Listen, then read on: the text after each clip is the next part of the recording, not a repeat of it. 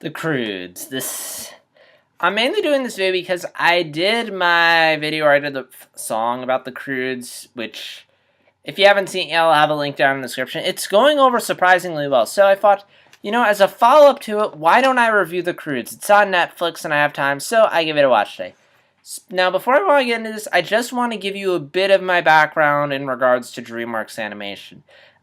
Most of their films I generally enjoy. I think they're funny, they have something to offer. I mean, even at their worst, which they can get pretty bad, there's always something. Something kind of funny, something that makes the movie salvageable, and something that makes them enjoyable. And in some cases, they've actually had some pretty good films. I generally enjoy some of their earlier stuff, like everything up until Shrek, I really enjoy. I really enjoy all the Aardman films. First two Shreks are pretty good. Madagascar, I'm not too big on. The Penguins are pretty funny, though. Kung Fu Panda movies, love them. How to Train Your Dragon, pretty good. Their recent films have been pretty good, like Rise of the Guardians, the Puss in Boots spinoff. Like, everything since How to Train Your Dragon, for the most part, I've been cool with. Megamind, oh my gosh, that was really good. The mid-decade was pretty good. The Shrek, the time between Shrek 2 and Kung Fu Panda, not counting the Aardman films, were not that good. And when I saw this film, I really wasn't that impressed by it. I mean, it looked kind of like your average kids movie, and I don't go to see animated films in theaters anymore unless I think it's going to be something really special, like Frozen or the Lego movie, which looked really promising, and they were really good.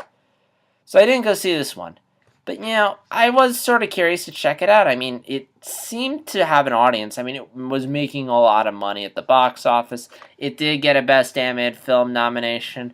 It's getting a sequel, so obviously DreamWorks thinks there's a lot of people that are interested in it. So I figured, and also, it is being worked on by Chris Sanders, who worked on How to Train Your Dragon, and he also worked on a couple Disney movies, like Lilo and Stitch and Mulan. So I was kind of curious to check it out.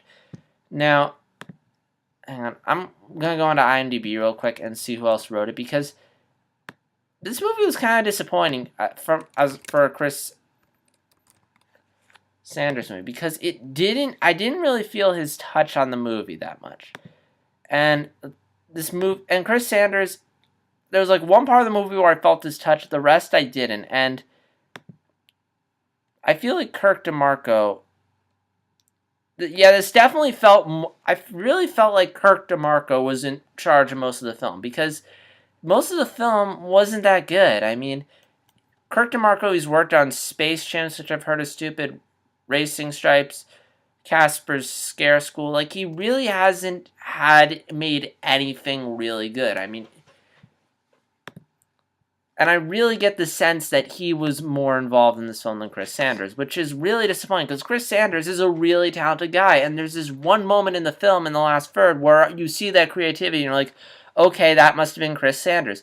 But the rest of this movie is really stupid. It's probably one of the weaker films to come out of DreamWorks, and it's a shame, because apparently Aardman was supposed to be making this film, but then DreamWorks cut them out. Like when DreamWorks and Aardman, their partnership broke, for some reason, even though this was Aardman's idea, DreamWorks still kept it. I don't know, maybe DreamWorks came up with the idea and Aardman did, which is a shame, because I'm really curious, would have been really curious to see what Aardman would have done had they made the film. Anyway, I'm real quick going to give you the story. It's about this family of cavemen. There's an overprotective father named Grug, and voiced by Nicolas Cage, and he wants everyone to stay in the cave.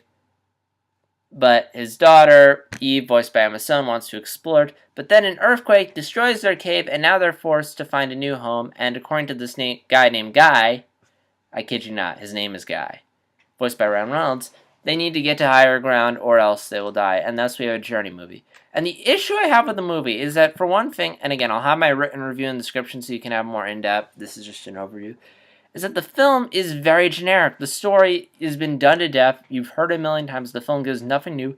And it wastes so much time on jokes when it could be either really funny or give you heartfelt moments. And when you see that heartfelt moment in the last third, which is like 10 minutes long, you wish, why can't the rest of the movie be like that moment?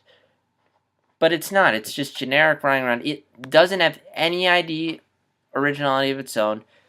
It's just dumb jokes running around. None of the characters are really that interesting that you've all seen them before. They never really get development. They're mostly played for laughs. I mean, the ones that you do care about, like Rug, again, 10 minutes of moments where you feel for this guy. That's it. Emma Stone's character. She's too generic, and you've seen her before. Guy, he has a backstory, but it's just shoehorned in there at the last minute. It just feels really forced. And this movie is just meandering, running around. And here's the thing. While I'm not too big on Madagascar, at least with that film, there were some really funny moments. Like, you had the penguins, who were hilarious. I love the penguins. And the monkeys, hilarious. Like, I didn't like the first Madagascar. Penguins were the best part. And all those films. Despicable Me 2, I didn't like that film, but the Minions were really funny. And that film, at least that film, I could tell you like a couple genuinely funny moments. This, I can't. I mean, the only saving grace about this film is the fact that the animation looks nice. But, again, you should judge a movie more so by its characters and its story than by how good it looks.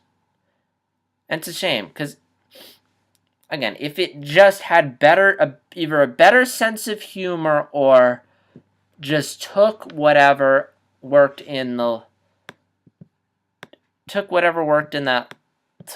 heart from that last fur and just spread it for the rest of the movie, then maybe it could have been something. But as it is, meh.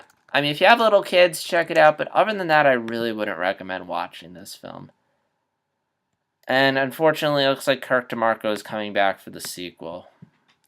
And I'm really shocked that this caught on. Like, I would have never guessed. Like, it's just such a generic kids movie. Yet, again, it's mainly due to money. But, yeah. And I'm just surprised just looking at Metacritic again. Now, to keep in mind, most of the people, again, the Metacritic scores consist of people who saw this movie because it looked interesting. Whereas reviewers, they have to see every movie regardless of whether or not it interests them. So, but yeah, I'm just shocked just how many people like this movie. Like, it doesn't seem like the kind of movie I'd think would catch on. There's nothing really that unique about it. But yeah. So again, like, as it stands right now, if you want me to rank the first film in a DreamWorks franchise, it goes like this. Shrek, How to Train Your Dragon, tied with Kung Fu Panda, Madagascar, and the Croods. This is perhaps the worst start to a DreamWorks franchise I have ever seen, in the sense that they have given me nothing really that good.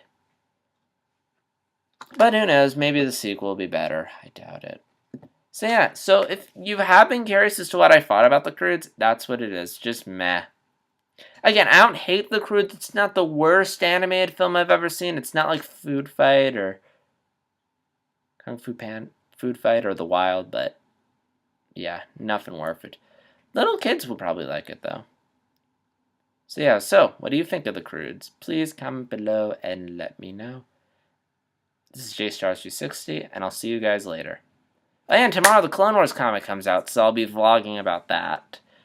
It'll be fun to see what happens to Darth Maul. But until then, I'll see you guys later.